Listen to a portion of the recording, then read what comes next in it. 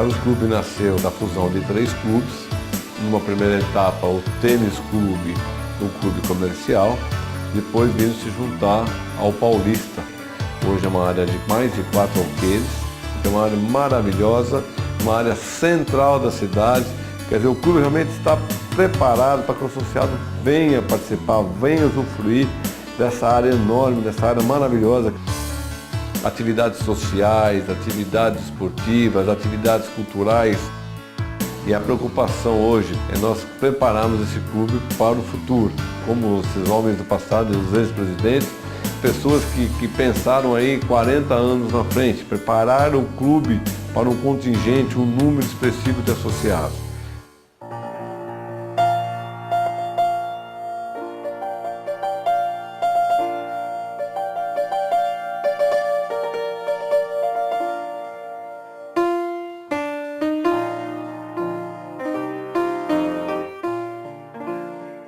São Carlos era uma cidade que havia poucos eventos sociais. E esse São Carlos Tênis Clube era o único clube de lazer que existia aqui em São Carlos. Haviam 2 quadras e lá nós jogávamos e participávamos de toda a vida do tênis de São Carlos. O Tênis Clube era a sociedade de São Carlos, ali na Rua 13 de Maio. E ali se dá as grandes festividades do São Carlos Tênis Clube e todos os bailes acontecidos, os bailes sociais e os bailes de carnaval. Quando moço, eu gostava muito de dançar.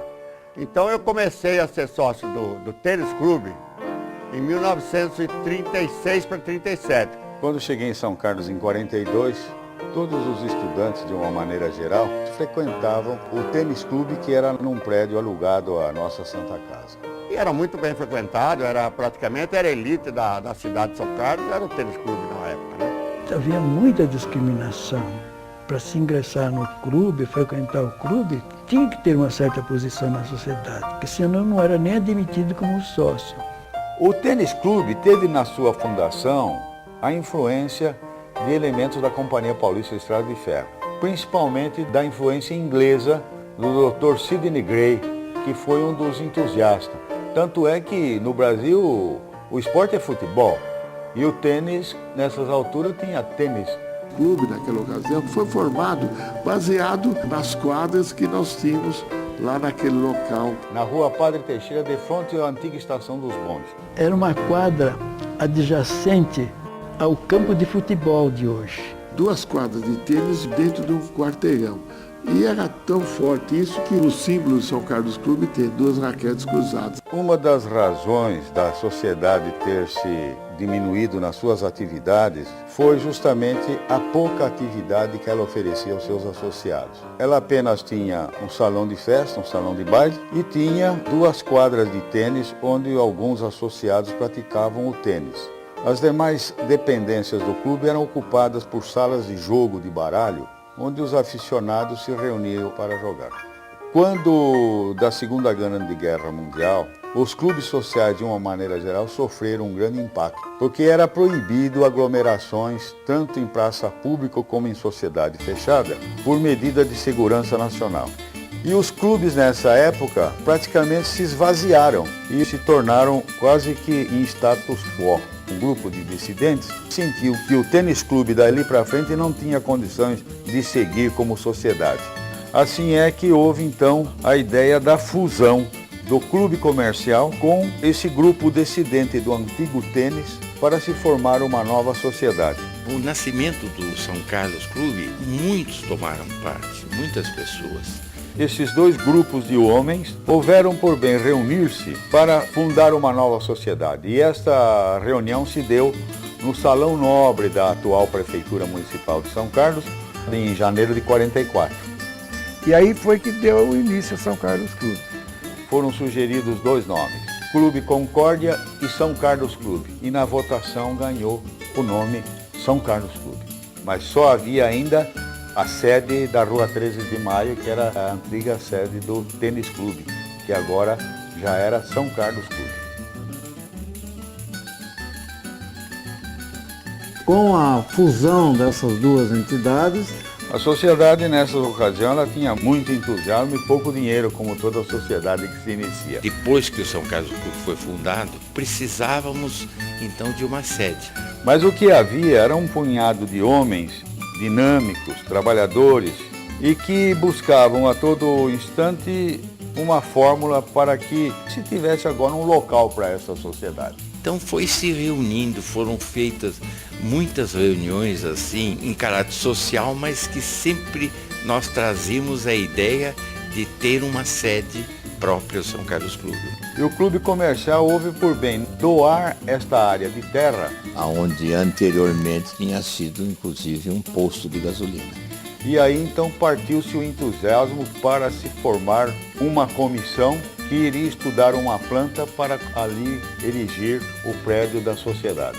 O clube não tinha os recursos e as facilidades daquela época eram diferentes da de hoje. É fácil de imaginar que uma obra desse porte não seria possível ser construída com dinheiro do clube, né? O que o clube arrecadava era muito pouco em relação à grande obra que se pretendia erigir. Então foi feita uma campanha dos sócios emprestarem ao São Carlos Clube determinadas importâncias. Todos os sócios se comprometeram a ajudar a construção da sede nova. E nesse entusiasmo que havia entre os associados, Então houve muitos empréstimos ao São Carlos Clube. e houve colaborações expressivas de 5, de 10, de 15, de 20 mil cruzeiros naquela ocasião, que era um dinheiro bastante expressivo. E graças a esses empréstimos, e depois ao empréstimo concedido, graças ao trabalho então já do deputado Pereira Lopes, junto ao governo federal, nós conseguimos uma verba também, se eu não me engano, do IAPI. Como o empréstimo era uma operação demorada, as obras foram iniciadas e financiadas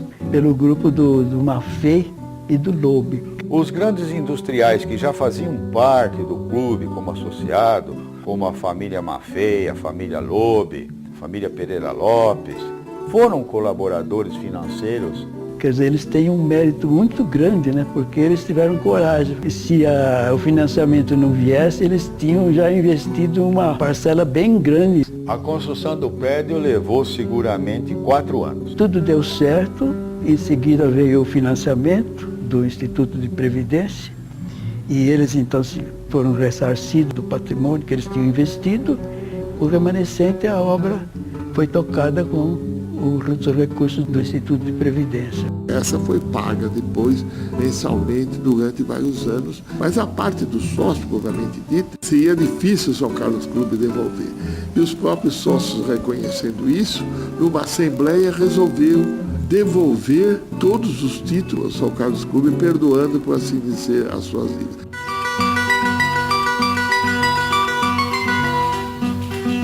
Formada a comissão de construção, foi feito um grande tapume na frente do clube. Então começou a entrar tijolo, entrar madeiramento, entrar pedra britada, cimento, ferro. As proporções do prédio eram muito grandes para a época, mas mesmo assim eu penso que ainda tem uma dimensão compatível com os eventos que lá se realizam, né?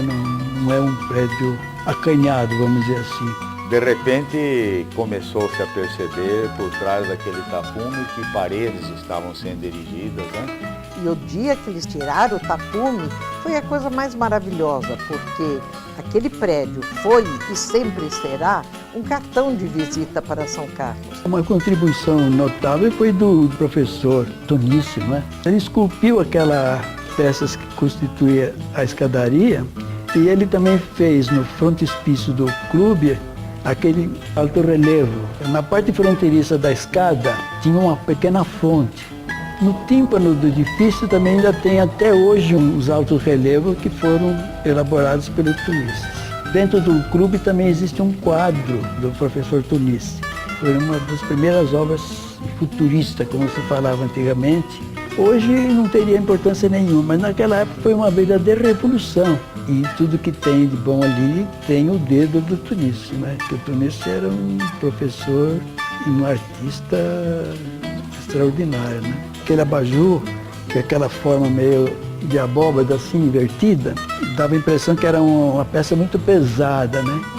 Então tinha gente que apostava que ia cair, eu apostava que não caía, né? Mas para tirar a dúvida, foram carregando aquele lustre até uma certa carga, né? Que seria, vamos dizer, o peso de uma pessoa que quisesse pendurar lá. E eu fiquei embaixo, eu tenho certeza absoluta. É que eu já tinha experimentado, né?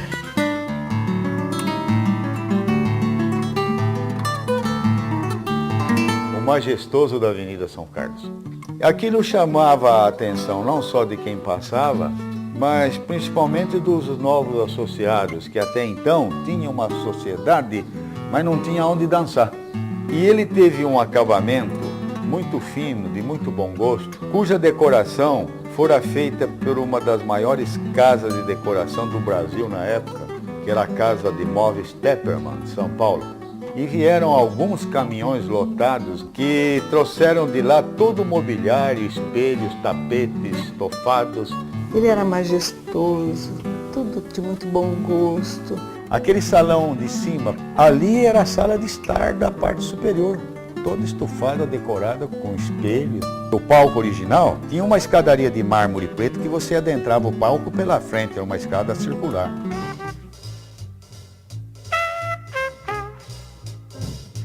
A festa da inauguração do São Carlos Clube foi um evento marcante. Foi no dia 18 de setembro de 1948. Vieram pessoas do estado todo para essa festa. Foi um dos maiores acontecimentos da sociedade de São Carlos. Foi um acontecimento no estado de São Paulo. No dia da inauguração, formou-se na frente do clube uma coisa extraordinária. O povo que aglomerou-se ali de frente para assistir à entrada dos casais que vinham para o baile foi alguma coisa assim digna de nota. Na medida que iam chegando os casais para o baile inaugural, os carros adentravam entre as colunas romanas que ali havia. Foi muito bonito, muito chique. E o baile era estritamente a rigor. Todos eles com traje a rigor e não se podia mesmo subir que não fosse rigor completo. Para a inauguração formou-se uma ala dos Dragões da Independência, desde a parte alta do salão, descendo pelas escadas, até a porta de entrada, em duas fileiras, por onde as pessoas passavam e adentravam o salão. São Carlos assistiu na sexta-feira e no sábado 2 grandes shows musicais que eram uma coisa extraordinária.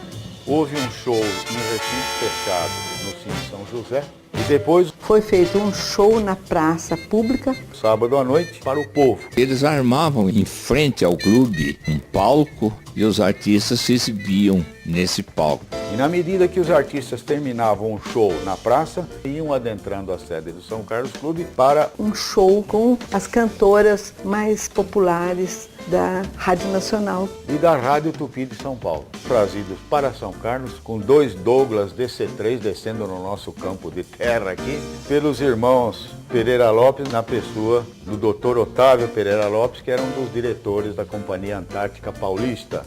Ao abrir as portas do avião, os seus músicos foram para as asas, para o motor, e ali eles deram um show que foi a coisa mais bonita que aconteceu nesse dia. Um dos artistas que veio para cá foi a Hebe Camargo. Haviam 2 orquestras, além da Jorge Henry, do Osmar Milani. Gregório Barros. Tinha Luiz Gonzaga, Adelaide Chioso, Caco Velho, Dupla Ouro e Prata, Rago, esse é regional, Nélio Pinheiro, Ismênia dos Santos, que era do Rádio Teatro, da Rádio Nacional na época. Essas artistas se hospedaram em casa de família. Na minha casa se hospedou a cantora Marlene e na casa de minhas tias hospedaram Lolita Rodrigues, Hebe Camargo, Dalva de Oliveira. O acontecimento foi tão sensacional que baixaram em São Carlos a maior revista da época, considerada que era a revista O Cruzeiro. Foi demais aquela festa e foi eleita a primeira rainha do São Carlos Clube, minha grande amiga e companheira Leia Rocha. Tudo partiu daquela sede, tudo partiu de lá. Inclusive o prestígio do São Carlos Clube partiu daquela sede e da luta daqueles velhos. Aqui, desde o começo, o clube estava bem mais aberto, né? Não era mais um clube exclusivo da elite de São Carlos, já estava bem democratizado. Um baile que era para terminar às 4, às 6 da manhã ainda estava lá, com o sol nascendo e gente ainda saindo do clube. E o importante, aquele povo que havia ficado na porta para assistir à entrada, Ali permanecia agora para ver a saída dos associados em seus trajes de gala. Tinha uma feira que se formava ali de frente ao São Carlos Clube, e quando o pessoal da feira começou a chegar com seus tabuleiros, foram rechaçados pelo próprio povo, porque eles estavam tirando o lugar do povo que ali estava. No fim, o pessoal da feira juntou os seus badulaques num canto lá da Rua Major José Inácio, e também ficaram assistindo a entrada e a saída depois do pessoal para o baile, e não teve feira aquele dia.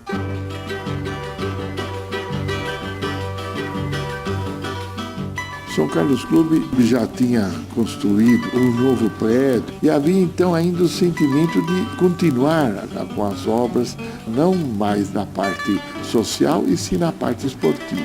O São Carlos Clube não tinha onde colocar o ginásio e ainda não havia a fusão Paulista e São Carlos Clube. As obras foram realizadas nesse campo do Paulista. Então, o João Marigo Sobrinho cedeu aquela área de terra para o São Carlos Clube e o Dr. Romeu acabou por começar a construir o ginásio e construiu naquela área. Então iniciou-se com o ginásio e as quadras de tênis. Financiado pelo São Carlos Clube. Naquela época era um dos grandes ginásios do estado. A gente então se baseou como um projeto padrão do Departamento de Esportes de São Paulo. Posteriormente, com a englobação, ficou tudo dentro da mesma área. O ginásio foi construído para 1.500 lugares. Em 4 de novembro de 1952, foi inaugurado o ginásio João Marigo Sobrinho. E esse ginásio, sendo de um clube particular, era considerado o melhor ginásio do interior do estado de São Paulo na época. No dia do jogo com o 15 de Piracicaba, que foi inaugural, tinha mais de 3.000 pessoas lá dentro. Foi uma coisa do outro mundo.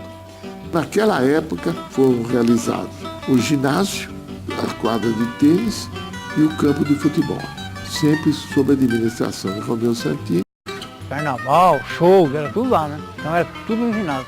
O resto para lá não tinha nada, era tudo mato, não tinha sede, não tinha nada. O Paulista Esporte Clube era eminentemente esportista, né? A sede dele era aqui na Praça Coronel Salles. Primitivamente foi um campo de futebol. Muito modesto. Ali era a entrada antigamente. E aqui tinha 2 carreiras de árvore. Pegava de lá, da piscina, uma carreira em cima e outra embaixo. Ali havia uma arquibancada de madeira que servia para concentrações, para jogos.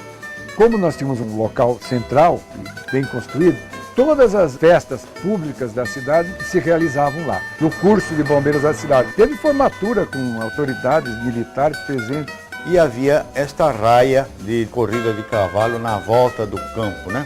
Era um jockey, eram corridas de cavalo. Aos domingos também nós tínhamos um derby. Eu lembro muito bem, né?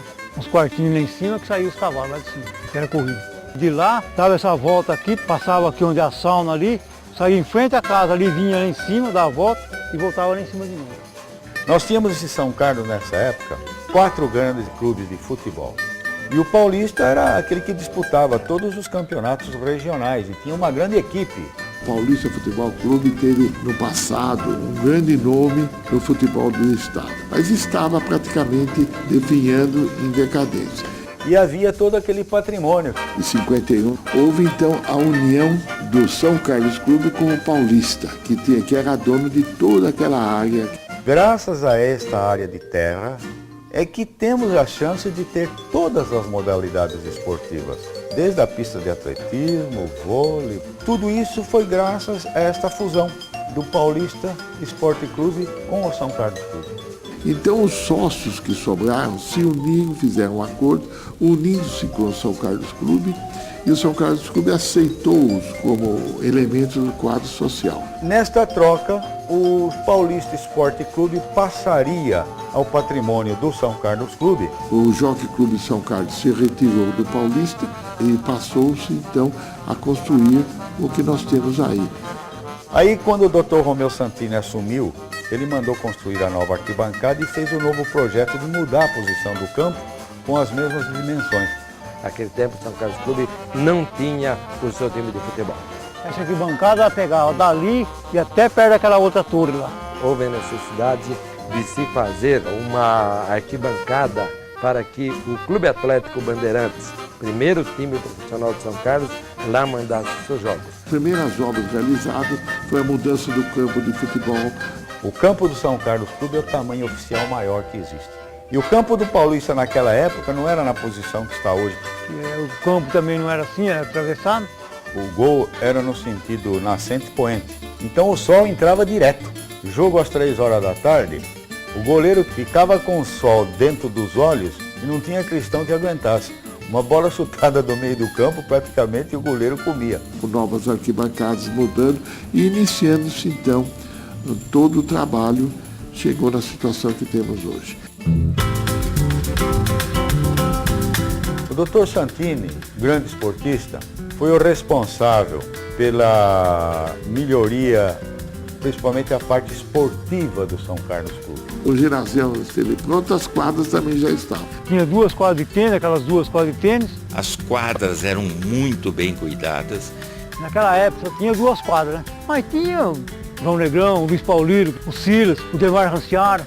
E tinha as mulheres que foram campeãs aí. Tinha a dona Albertina, a dona Matilde, a dona Iraides, jogava bem. O basquete no São Carlos Clube. Nós podemos partir de 1948.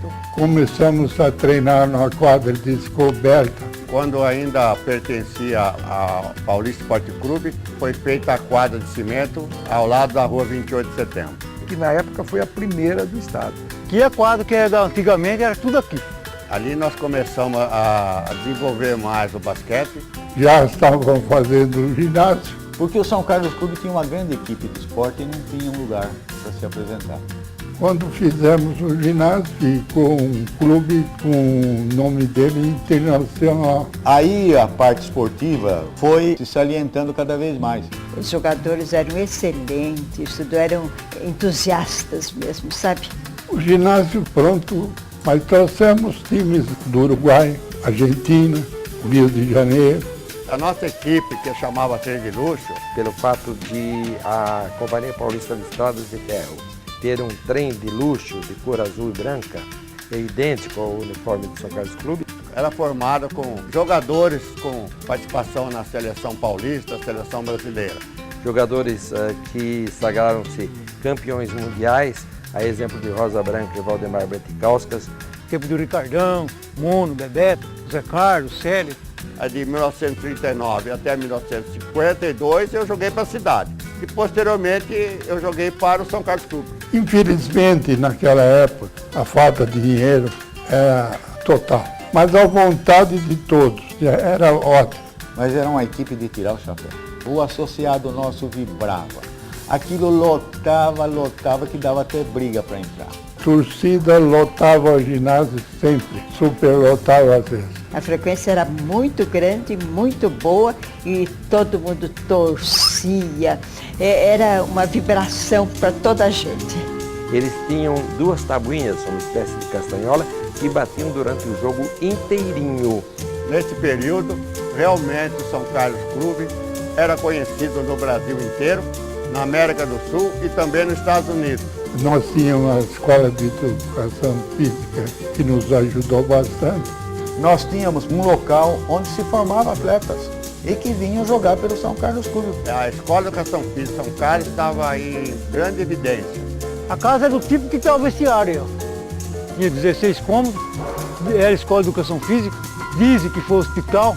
Aqui vinha jogadores de outras cidades que gostavam de basquete, os quais eram aproveitados e eram convidados a participar da equipe de São Carlos Clube.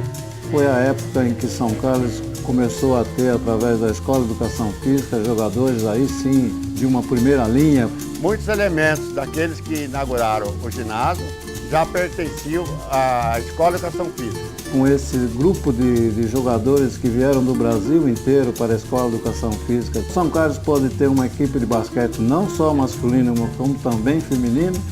Foi um basquete também que veio às duras penas jogando na quadra descoberta para depois passar a jogar no ginásio coberto. No início do esporte em São Carlos, praticamente o basquete São Carlos feminino era composto pelas 5 irmãs Pose. Tinha a Idimeia D'Agostini, tinha a Cida, Com o decorrer do tempo e também com a chegada de outros jogadores de renome nacional e internacional, como a Neidinha, a Duca, a Aeres, nós conseguimos fazer com que essa equipe fosse bastante forte e bastante grande por diverso tempo. E essa participação esportiva foi também no voleibol masculino e feminino. Também aproveitando tanto o potencial da casa, como jogadores que frequentavam a Escola Superior de Educação Física de São Carlos. Na década de 60, toda cidade do estado de São Paulo que se prezasse deveria ter um campo de futebol e um time de futebol. São Carlos Clube era bom também, chegou até a ir para a primeira, né? Foi quando São Carlos inteiro se reuniu para que a gente pudesse ter um time de futebol. O São Carlos Clube veio a suceder a representação do Clube Atlético Bandeirantes.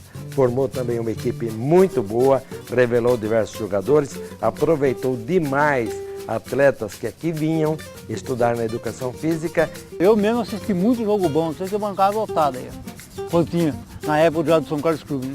A presença da população era tão grande na vontade de ter um time de futebol, que a iluminação do campo do Paulista ela foi feita gratuitamente pelos funcionários da antiga Companhia Paulista de Força e Luz. Veio o Santos, São Paulo, o Corinthians, Palmeiras.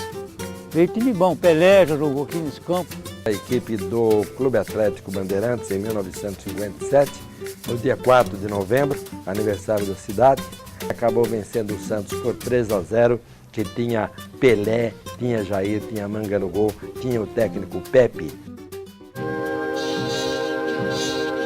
Como diretor social, num clube esportivo, eu achava que devia haver uma parte social mais intensa, porque a sociedade naquela época requeria. Havia, por parte dos sancardenses, a primeira vez que eles podiam se encontrar em um local muito bonito, considerado um dos melhores do estado. Ele era um clube que tinha um espaço vital na cidade. E o São Carlos Clube é que iniciou essa parte toda cultural e festiva. A parte social e cultural todas passavam no São Carlos Clube. Tinha a Miss São Carlos, que a festa, a coroação, era no clube, né? Concertos com grandes conjuntos, com grandes orquestras. Eram feitos aqui em São Carlos recitais que vinham pessoas de Araraquara, Ribeirão Preto. Fizemos a Noite das Nações, fizemos a Noite dos Presidentes. Baile de fim de ano. Se houvesse uma conferência, era no clube. Se houvesse um recital, era no clube. Se houvesse um teatro, qualquer coisa, tudo era no clube. São Carlos Clube era o polo centralizador de todas as atividades, não só culturais, como também sociais. Então a vida do São Carlense é ir no cinema e depois do cinema frequentar um clube. Então a parte social do clube era muito grande. A gente já começava a organizar um mês antes as festas juninas e punha toda a juventude dentro do salão do São Carlos Clube da Avenida fazendo bandeirinhas. Não tinha bandeirinha pronta para comprar. Então eles faziam quilômetros de bandeirinhas e acabavam num bailé com aquilo ali. As pessoas que não tinham idade para ir de noite no clube iam durante o dia, né? Brincadeiras, geralmente matinês, né? Depois de 18 anos que podia frequentar o clube, né? Bailes noturnos só mesmo em dias assim, datas excepcionais, né? Aquilo era uma coisa muito excitante, todo mundo se aprontava, pensava em roupa, o que ia fazer, com quem ia encontrar. E aquelas coisas que de criança, né, de mocinha nova. Quando havia um baile, as moças se preparavam, você começava a ver as moças na cidade de cabelo preso, de bob, aquela coisa, aquele movimento em salão de cabeleireiro, porque havia alguma novidade na cidade. O que tem hoje? Hoje tem um grande baile no São Carlos Clube. Os bailes da época eram bons, porque tinha uma orquestra muito boa, que vinham de fora para tocar em São Carlos. São Carlos também tinha uma orquestra muito boa. Tinha muita formalidade, não era como hoje que a pessoa sai dançando. A gente tinha que chegar perto da dama, quer dizer, quer me dar o prazer, né? Os bailes eram muito animados. Não tinha muita liberdade de traje. A própria entrada do clube, quando havia festas, ou mesmo sem festas, exigia o traje social, né? O baile não é que nem hoje, começa meia-noite. Naquela época começava 9, 10 horas, começava o baile e até as 4, 5 horas da manhã. E não parava de dançar, era o tempo todo dançando, né? Todos os anos eram escolhidas as 10 mais de São Carlos. O baile das 10 mais escolhiam as pessoas mais elegantes da cidade. E até uma ocasião eram 17. Continuava sendo o baile das 10 mais. Era uma festa que era preparada com antecedência, porque as senhoras todas que tinham sido convidadas ou que sabiam que iam ser convidadas para fazer parte das 10 mais, pegavam costureiros de São Paulo, do Rio. Então era aquele segredo das roupas, dos tecidos. Uma questão de se apresentarem muito radiantes e muito bem. As mulheres já pensavam na roupa, né? Isso tudo era pretexto para fazer roupa, quando era o baile branco, quando havia alguma coisa mesmo para Réveillon. O comércio de São Carlos vibrava cada festa que tinha no clube. Quer dizer que aquilo já movimentava loja, costureira. A Casa Leão antiga, que era onde vendia os tecidos melhores, e a vencedora, compravam tecidos especiais porque ia haver uma festa no clube.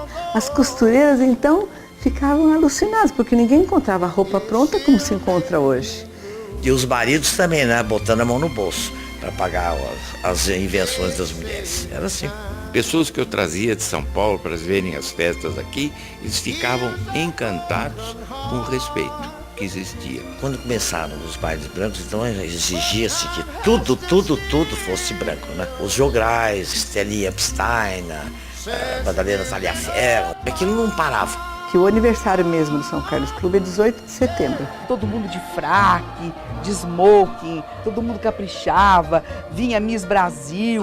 Então esse baile era o baile da rainha do clube. A rainha do clube era tirada das debutantes. E aquelas senhoras e aquelas senhoritas vinham enfeitar o clube e traziam aquelas mais 20 famílias.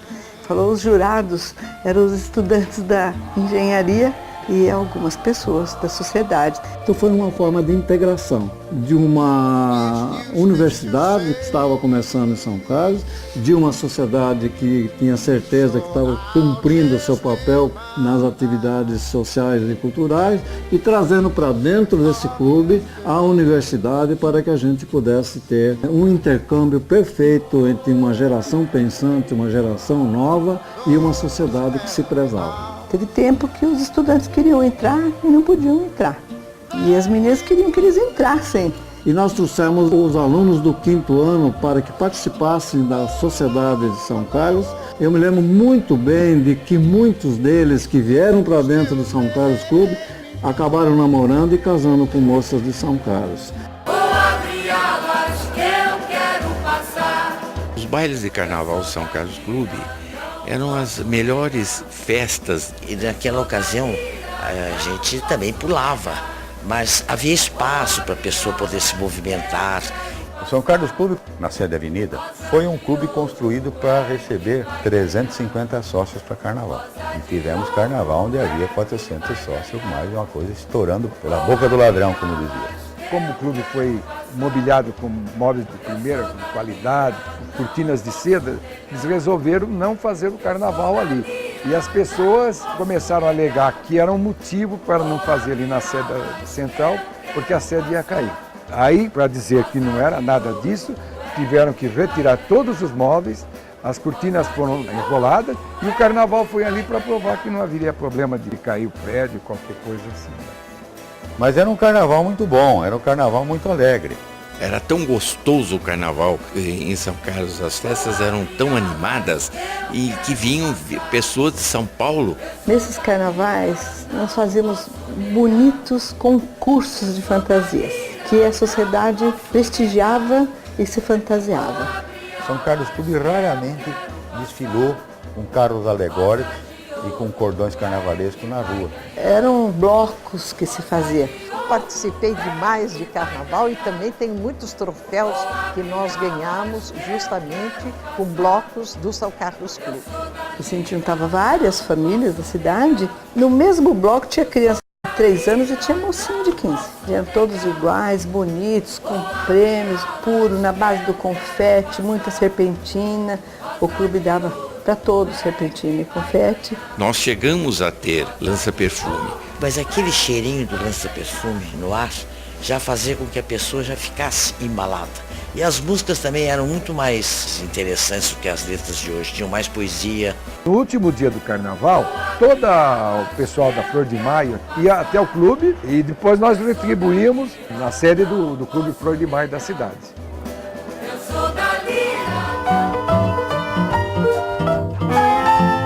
O São Carlos Clube tinha o melhor restaurante da cidade. Foi o primeiro restaurante bom e fino de São Carlos. Você dizia assim, olha, eu vou almoçar no São Carlos Clube. Era uma coisa da sociedade, que aquilo fazia parte, de grande feito. Além da qualidade de comida, a qualidade ambiental do São Carlos Clube era simplesmente muito bom. Foi uma coisa muito importante para nós, que não tínhamos onde sairmos à noite ou nos reunirmos. E era muito bem atendido. E o clube, com esse negócio do restaurante, a parte social, os bailes, as reuniões, criou um grupo de pessoas que frequentavam bastante o clube, movimentava. Tanto isso é verdade, que chegou até a criar um certo problema, às vezes, para a diretoria, porque haviam elementos que não eram sócios e que queriam almoçar ou jantar no restaurante do São Carlos Clube. E esse indivíduo ele só poderia entrar acompanhado de um sócio. Os bailes de debutantes, a gente trazia 20, 40 famílias que ocupavam as melhores mesas das festas e eram as homenageadas. Eram bailes muito lindos e nós, naturalmente, mães e pais, nos sentimos orgulhosos por nossos filhos pertencerem ao São Carlos Clube e estarem naquela noite fazendo o seu debut. Então, as moças todas eram apresentadas à sociedade. As festas dos debutantes, a gente fazia os coquetéis também antes para a apresentação delas. E a gente também fazia festa junto com os cadetes da Aeronáutica de Pirassununga. Eles vinham abrir alas para as nossas debutantes. Isso marcou uma época aqui em São Carlos muito grande. Conseguir os prêmios para essas meninas, que geralmente eram joias, viagens. E a gente vibrava muito. Foram muito lindas as nossas rainhas. Nós sempre convidávamos uma pessoa de relevo da rádio, televisão, que viessem para São Carlos. Todo ano esse baile acontecia. Aí todo ano elas participavam de outros bailes também de 10 mais. O São Carlos Clube para mim é uma coisa maravilhosa. O clube teve uma influência primordial na minha vida. Desde que cheguei em São Carlos, sempre frequentei não só a sede social, como a parte de esporte do São Carlos Clube. Eu me sinto tão bem quando eu vou no clube, só tenho amigos lá. Eu sempre achei o clube a minha segunda casa, viu? Eu acho que o São Carlos Clube é aquele clube que todos gostariam de ter. O São Carlos Clube reunia o que havia de melhor na sociedade local, não só quanto a parte financeira, como também quanto a parte cultural. Sendo diretor do São Carlos Clube, isso me trouxe uma alegria e uma vivência muito grande. Considero muito enobrecedor ter sido presidente do São Carlos Clube. Temos muitas saudades. Para nós, cada pedra ali tem uma história. Uma satisfação pessoal ter feito essas obras que são realmente de um certo vulto, né? São Carlos Clube, para mim, representou a minha parte esportiva maravilhosa que eu tive. Conhecendo minha mulher dançando lá no clube, quer dizer, isso aí é o fato mais importante da minha vida. Para mim foi uma delícia, esses anos que a gente passou no clube. O clube fazia parte de um ponto de parada da nossa vida. Não tinha um dia que a gente, estando no centro da cidade, não adentrasse o clube. O clube está na nossa história. Tanto é que quando o dia que a gente não fosse ao clube, parecia que nós não tínhamos entrado na própria casa da gente.